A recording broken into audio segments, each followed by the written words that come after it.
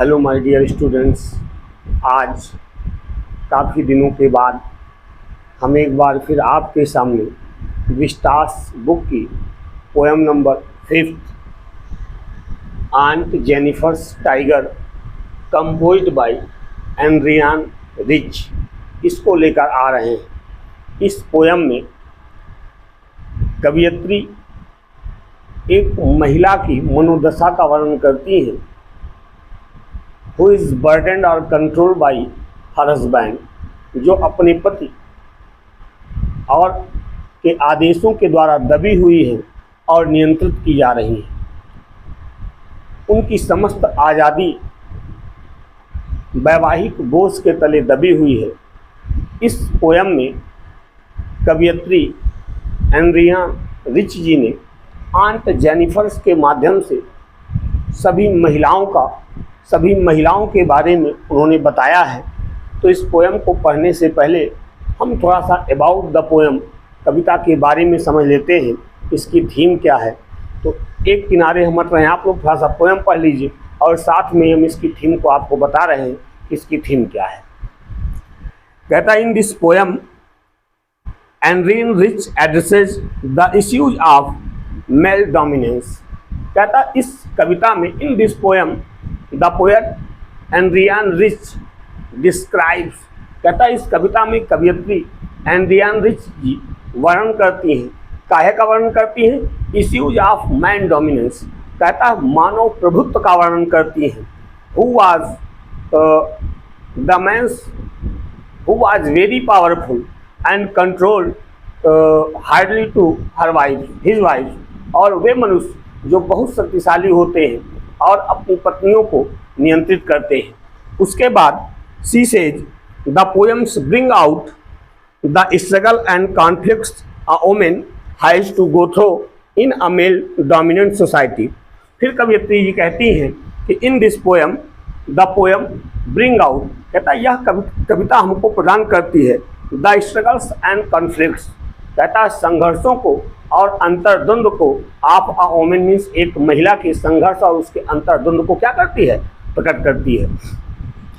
The poet says that अ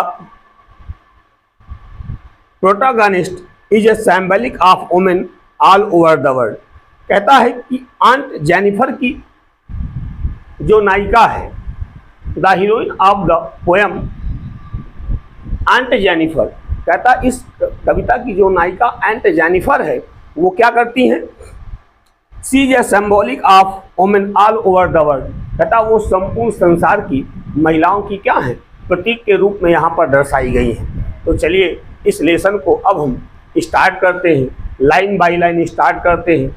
और इस lesson में कहाँ पर किस स्टैंजा में, बहुत छोटी पोएम है लेकिन इसका मैसेज बहुत दूर तक जाता है।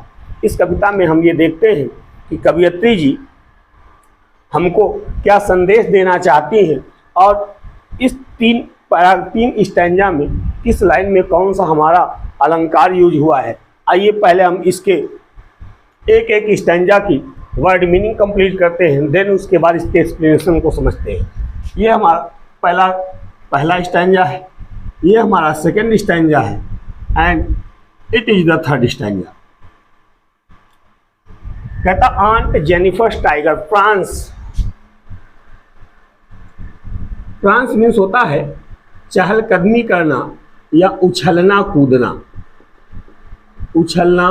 कूदना या चहलकदमी करना, चलना जिसको बोलते हैं। उसके बाद स्क्रीन मीन्स होता है पर्दा, मतलब यहाँ पर आंट जेनिफर जो है वो एम्ब्रॉयडरी कर रही हैं, कशीदकारी कर रही हैं, एक पर्दे पर एक चित्र को बना रही हैं और यहाँ पर सिंबॉलिक मीनिंग भी है। यहाँ पर हम आगे कैसे कौन सा है हम बताएंगे। अगला ब्राइट टोपाज क्या है, टोपाज ये एक पीला चमकीला रत्न है। टोपाज ये हमारा क्या है, पीला चमकीला रत्न है।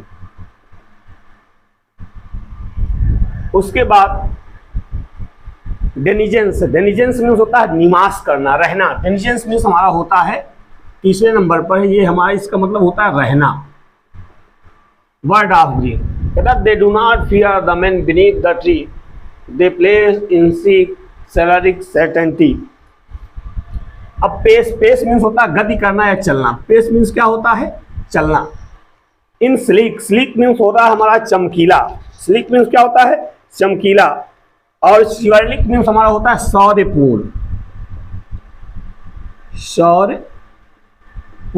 शिवरलिक मीन्स हमारा होता है शौर्यपूर्ण। और सर्टेनिटी मीन्स होता है आत्मविश्वास। सर्टेनिटी मीन्स आत्मविश्वास।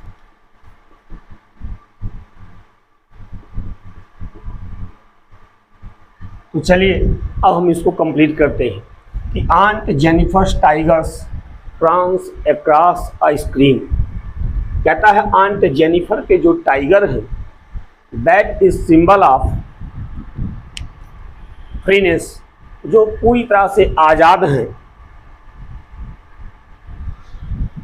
प्रांस माने उछल कूद करते हुए दिखाई देते हैं, चलते हुए दिखाई देते हैं। कहाँ पर? Across a screen. जो आंट जेनिफर एम्ब्रॉयडरी कर रही हैं, जो एक पर्दे पर वो एक पैटर्न बना रही हैं, उस पैटर्न में क्या दिख रहा है कि चीते जो हैं इधर से उधर तक निश्चिंत रूप से बगैर किसी संकोच के, बगैर किसी डर के, बगैर किसी बंधन के क्या कर रहे हैं? इधर से उधर चलते हुए दिखाई देते हैं। मतलब टाइगर यहाँ पर काहे का प्रतीक है? टाइगर आपका प्रतीक है आज़ादी का। जिस प्रकार टाइगर स्वच्छंद रूप से घूम रहे हैं, उनको कोई उनके ऊपर जिम्मेदारी नहीं है। आंट जेनिफर भी चाहती हैं, जो विवाह के बंधन तले दबी हुई हैं, जिम्मेदारियों तले दबी हुई हैं, वो भी चाहती हैं कि उनका भी जीवन इन्हीं चीतों की तरह निश्चिंत हो, एकदम स्वतंत्र हो। कहता ब्राइट टोपाज डेनिजेस, कहता वे पीले चमकीले रंग के रत्न की तरह वे चीते डेनिजेंस, डेनिजेंस माने निवास करते हैं। कहाँ पर? Of word of green. कहता हरे भरे जंगल में, हरे भरे जंगल के संसार में वे पीले रंग के चीते क्या करते हैं? निवास करते हैं। दे do not fear the man beneath the tree. फिर कवयित्री जी कहती हैं कि वे चीते क्या करते हैं? डू नॉट फियर मीन्स घबराते नहीं है, भयभीत नहीं होते हैं। किनसे? Beneath, man beneath the tree. अगर जंगल में मनुष्य भी पहुंच जाएं तो वे चीते उन मनुष्यों को देखकर घबराते नहीं हैं, निश्चिंत होकर, निर्भय होकर क्या करते हैं? जंगलों में भ्रमण करते हैं। उसी प्रकार आंट जेनिफर भी चाहती हैं कि वो भी निर्भय होकर अपनी जिंदगी को आगे बढ़ाएं। कहता they pace in sleek chivalric certainty. और वो चीते जंगल में जब रहते हैं तो कैसे? पेस मीन्स गति किया करते हैं, चला करते हैं। कैसे? स्लीक सेलरिक सर्टेनिटी में होता है सारपूर्ण और आत्मविश्वास के साथ वो चीते जंगल में भ्रमण किया करते हैं। तो उसी प्रकार आंट जेनिफर भी चाहती हैं कि जिस प्रकार ये चीते जंगल में आत्मविश्वास के साथ निर्भय होकर रोम किया करते हैं, भ्रमण किया करते हैं, चला करते हैं, उसी प्रकार काश उनकी भी जिंदगी हो जाए। तो आइए, अब ये पहले स्टैंजा का हमारा एक्सप्लेन था, अब इसमें हम देखते हैं राइमिंग स्कीम क्या है। कहता है स्क्रीन ग्रीन, यहाँ पर ए और ट्री सर्टेनिटी, यहाँ पर हमारा बी और बी, ये हमारी राइमिंग स्कीम। अब यहाँ पर देखते हैं कि हमारी कौन सी पोएटिक डिवाइस अर्थात कौन सा फिगर ऑफ स्पीच यूज किया गया है। तो अब देखिए यहाँ पर ब्राइट टोपाज, इस लाइन में हमारा मेटाफर फिगर ऑफ स्पीच। कौन सा फिगर ऑफ स्पीच है? मेटाफर, रूपक अलंकार है। कैसे? क्योंकि ब्राइट टोपाज मीन्स पीले रंग का एक रत्न होता है, जो पीले रंग का होता है, चमकीला होता है। और पीले चमकीले रंग की तुलना किससे की जा रही है? उन आंट जेनिफर के जो स्क्रीन पर जो चीते बनाए हैं उसकी तुलना इन ब्राइट टोपाज से की जा रही है। So we can said in this line the poet used metaphor poetic device. Next है आपका इन दो लाइनों में हमारा लगा हुआ एनाफोरा फिगर ऑफ स्पीच। कौन सा अलंकार? एनाफोरा। एनाफोरा क्या होता है? एनाफोरा वो अलंकार होता है जब दो लाइनें एक ही शब्द से, एक जैसे ही शब्दों से स्टार्ट होती है, तो वहां पर हमारा एनाफोरा फिगर ऑफ स्पीच होता है। जैसे हम कह सकते हैं कि दे, देखिए एक जैसे शब्दों से दोनों लाइनें स्टार्ट हुई हैं, इसलिए हम यहाँ पर कह सकते हैं anaphora figure of speech. Next second paragraph, आइए अब हम इसको कंप्लीट करते हैं कि aunt Jennifer's fingers fluttering. Fluttering होता फड़फड़ाना, फड़फड़ाना मतलब मूविंग, गति करना, चलना, या कांपना भी कह सकते हो आप, कांप रही हैं आप, कांपना सेंस लगाइए। फ्लटरिंग मीन्स हमारा होता है कांपना।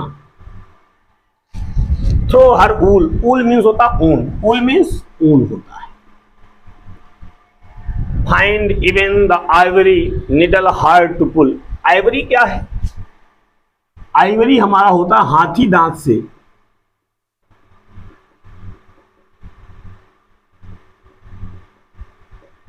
बनी हुई सफेद सुई।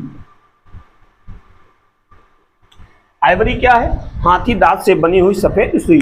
जो महिलाएं एम्ब्रॉयडरी जब करती हैं तो मोटी एक सुई होती है सफेद रंग की, उसी से कढ़ाई बिनाई का काम करती हैं, तो उसको बोलते हैं आइवरी। नेक्स्ट है the massive weight of uncle's wedding band. Massive, massive means क्या होता है? ह्यूज, मीन्स बहुत अधिक। वेट मीन्स भार। Uncle's wedding band, wedding band means होता है क्या? इंगेजमेंट रिंग, सगाई की अंगूठी या वैवाहिक विवाह के समय पहनाई गई अंगूठी, जिसको हम बोल सकते हैं सगाई की अंगूठी। Sits heavily upon the Jennifer's hand. तो चलिए, जो हमारी कठिन वर्ड मीनिंग थी हमने उसको लिख लिया है। अब इसके लाइन बाय लाइन एक्सप्लेनेशन समझते हैं, और यहाँ पर भी हम देखते हैं कौन सा पोएटिक डिवाइस कवयित्री ने यूज़ किया है। कहता आंट जेनिफर्स फिंगर्स फ्लटरिंग, क्योंकि जैसा कि हमने ऊपर के स्टैंजा में पढ़ा कि आंट जेनिफर एम्ब्रॉयडरी कर रही हैं एक स्क्रीन पर, वो चीते की छवि को बना रही हैं। और कौन सी चित्र को बना रही? दौड़ते हुए, विचरण करते हुए, चलते हुए चीतों को अपनी एम्ब्रॉयडरी पर, अपने उस स्क्रीन पर वो दिखा रही एम्ब्रॉयडरी के द्वारा। तो आंट जेनिफर्स फिंगर्स फ्लटरिंग, कहता जब वो एम्ब्रॉयडरी कर रही हैं तो चाची आंट जेनिफर की जो उंगलियां हैं वो क्या कर रही? कांप रही हैं। कांप क्यों रही हैं? कांप क्यों रही हैं? क्योंकि विवाह के बंधन का जो बोझ है, जो जिम्मेदारी है, वो उस जिम्मेदारी में इतना ज़्यादा दबी हुई है कि वो उससे नहीं पा रहे, उसके भार को सह नहीं पा रहे। उस भार की वजह से, उस जिम्मेदारियों की वजह से उनकी उंगलियां कांप रही हैं। थ्रो हर ऊल, कहाँ पर कांप रही हैं? थ्रो हर ऊल मीन्स होता ऊन के बीच में, अर्थात एम्ब्रॉयडरी करते हुए जब ऊन से वो एम्ब्रॉयडरी कर रही हैं, कढ़ाई कर रही, चीतों के चित्र को, जंगल के चित्र को उस पर्दे पर बना रही हैं, तो उन चित्रों को बनाते समय उनकी उंगलियां कांप रही हैं। तब find even the ivory needle hard to pull, और इतनी ज़्यादा कांप रही हैं कि हार्ड टू पुल, बहुत मुश्किल से वो आइवरी नीडल में होता है हाथी दांत से बनी हुई सफ़ेद सुई को भी बड़ी मुश्किल से वो क्या कर पा रही हैं? खींच पा रही हैं, निकाल पा रही हैं। अर्थात वो इतना ज़्यादा दबी हुई हैं, इतना ज़्यादा वो जिम्मेदारियों के बोझ के तले दबी हुई हैं कि वो एक छोटी सुई को भी निकालते समय उनकी उंगलियां कांप रही हैं और उसको भी निकालने में बड़ी कठिनाई हो रही है। कहता है the massive weight of uncle's wedding band sits heavily upon aunt Jennifer's hand.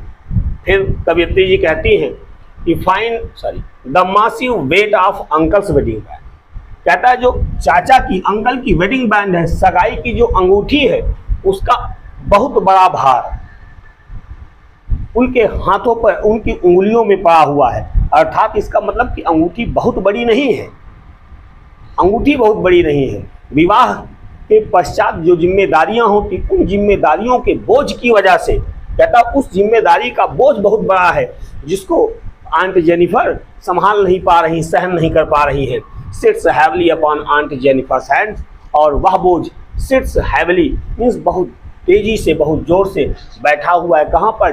Aunt Jennifer hand means aunt Jennifer के हाथों में। अर्थात जो सगाई की अंगूठी चाचा ने पहनाई है उसका भार इतना ज़्यादा है, विवाह के बाद होने वाली जिम्मेदारियों का बोझ इतना ज़्यादा है कि वो बोझ आंट जेनिफर के हाथों पर बहुत ज़्यादा पड़ा हुआ है। अब आइए, सेकेंड स्टैंजा भी हमारा कंप्लीट होता है, और अब हम इसमें कौन सा राइमिंग स्कीम इसकी क्या है और यहाँ पर कौन कौन से फिगर ऑफ स्पीच प्रयोग हुए हैं इनको देखते हैं। राइमिंग स्कीम तो सेम है, जो फर्स्ट स्टैंजा में है वही राइमिंग स्कीम यहाँ पर सेकेंड स्टैंजा में भी है। जैसे हमारा ए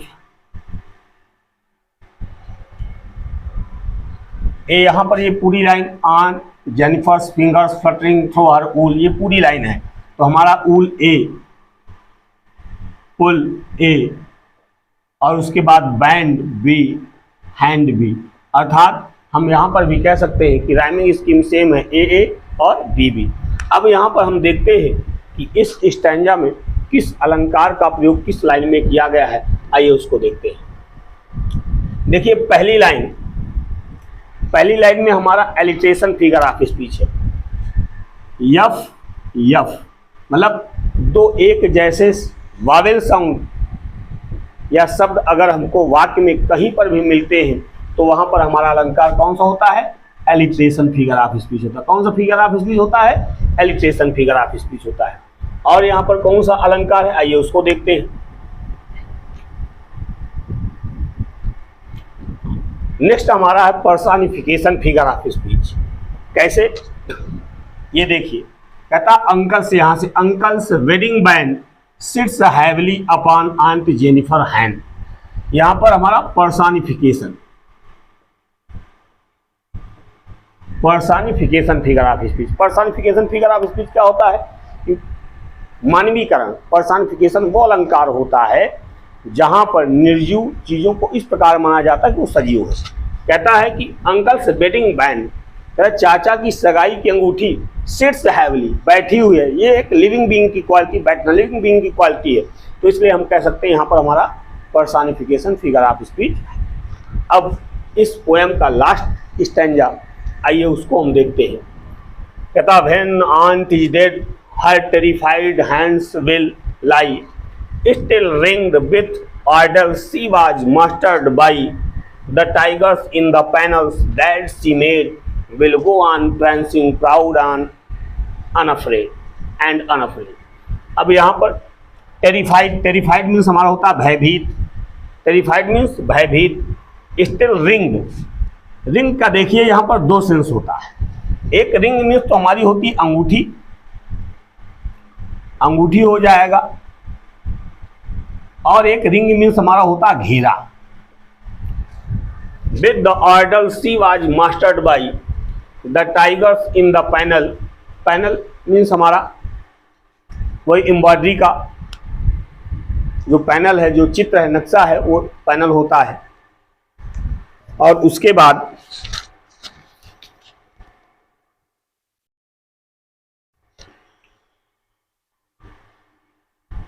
प्रैंसिंग मीन्स वही चलना, उछल कूद करना।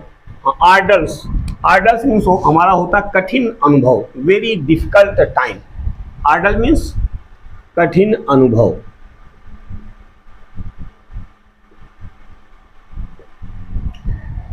तो चलिए अब हम इस अंतिम और तीसरे स्टैंजा को भी कंप्लीट करते हैं कि व्हेन आंट इज डेड, कवियत्री कहती हैं वैवाहिक जीवन के उपरांत यदि कोई महिला मर भी जाती है तो आपको ये लगता है कि उसकी जिम्मेदारियां समाप्त हो गई, वो जो बंधन था वो बंधन समाप्त हो गया है। लेकिन यहाँ पर कवियत्री बता रही कि मरणोपरांत, मरने के बाद भी उसकी जिम्मेदारियां स्वतंत्र नहीं होती हैं, उसका बोझ समाप्त नहीं होता है। उस चीज़ को यहाँ पर दर्शा रही है।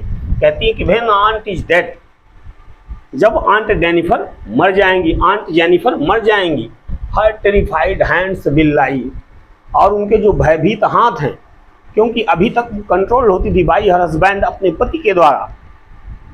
She can not do freely herself, कहता वो स्वतंत्र रूप से अपनी इच्छा के अनुसार कुछ भी नहीं कर पा रही थी। लेकिन और मरने के बाद उनके जो भयभीत हाथ हैं वो क्या हो जाएंगे, शांत हो जाएंगे। स्टिल रिंग्ड विथ ऑर्डर्स, कहता है अभी भी उनकी उंगलियों पर वो जो अंगूठी है, विथ ऑर्डर्स, जिसका कठिन अनुभव, शी वाज मास्टर्ड बाई, जो अभी तक वो क्या होती थी, she was mastered by her husband, क्योंकि अभी तक वो अपने पति के द्वारा ही नियंत्रित होती थी। अर्थात मरने के बाद भी अपने पति के द्वारा नियंत्रण किए जाने का वो अनुभव जो है, वो अंगूठी जो है, वो अभी भी उस अनुभव को उनसे आज़ाद नहीं होने देगा। कहता the tigers in the panel that she made, लेकिन वो पैनल में उस जो उन्होंने सी मेड मीन्स वह उन्होंने बनाया है, द टाइगर्स मीन्स चीतों को। कहता उस एम्ब्रॉयडरी करते समय उस पैनल में जो उन्होंने चीतों को बनाया है, विल गो ऑन प्रांसिंग, कहता वो चीते क्या करते रहेंगे, उछल कूद मचाते रहेंगे, प्राउड एंड अनअफ्रेड, कैसे, गर्व और निर्भय होकर। यहाँ पर कवियत्री ये कहना चाह रही है कि मरने के बाद भी महिलाओं की जिम्मेदारियां समाप्त नहीं होंगी, लेकिन ऑन जेनिफर के बनाए गए एम्ब्रॉयडरी किए गए वो चीते जो हैं, उसके उपरांत भी निर्भय होकर गर्व के साथ विचरण करते रहेंगे। अब हम यहाँ पर देखते हैं कि इस लाइन में कौन सा फिगर ऑफ स्पीच प्रयोग हुआ है और इसकी भी राइमिंग स्कीम क्या है। तो जैसा कि हमने बताया कि इस स्टैंजा की भी राइमिंग स्कीम दोनों की तरह सेम ही है, मीन्स ए और बी।